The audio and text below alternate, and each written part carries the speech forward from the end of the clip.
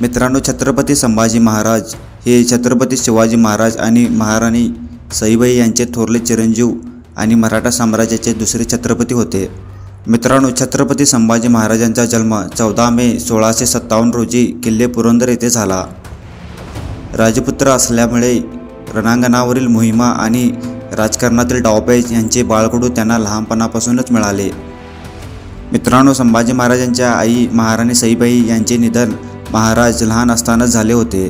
त्यानंतर छत्रपती संभाजी महाराजांचा सांभाळ त्यांची आजी राजमाता जिजाबाई यांनी केला। मित्रांनो, अनेक ऐतिहासिक नोंदीप्रमाणे संभाजी महाराज अत्यंत देखणे आणि शूर होते। तसेच ते अत्यंत धुरंधर राजकारणी होते।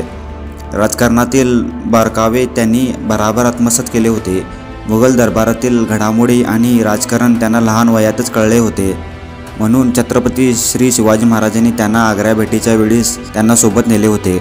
त्यावेळी संभाजी महाराजांची वय अवघे 9 वर्षाचे होते। मित्रांनो, संभाजी महाराज हे लहानपणापासूनच अति चातुर्यवान होते। त्यांनी अनेक भाषा लहानपणी शिकल्या होत्या। ते खेळात सुद्धा चटाईत होते। मित्रांनो, एका तहाखाली अंबरचा राजा जयसिंगाबरोबर छत्रपती संभाजी महाराजांना राहण्यास पाठवले गेले। यामागे छत्रपती शिवाजी महाराजांचे चातुर्य होते।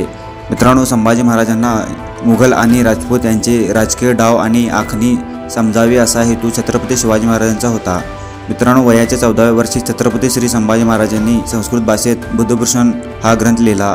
त्यामध्ये त्यांनी छत्रपती श्री शिवाजी महाराज यांचे सुंदर आणि अलंकारित भाषेत वर्णन केले आहे। मित्रांनो, व्हिडिओ आवडल्यास लाईक करा, तसेच चॅनलला सबस्क्राईब करा। जय शिवराय।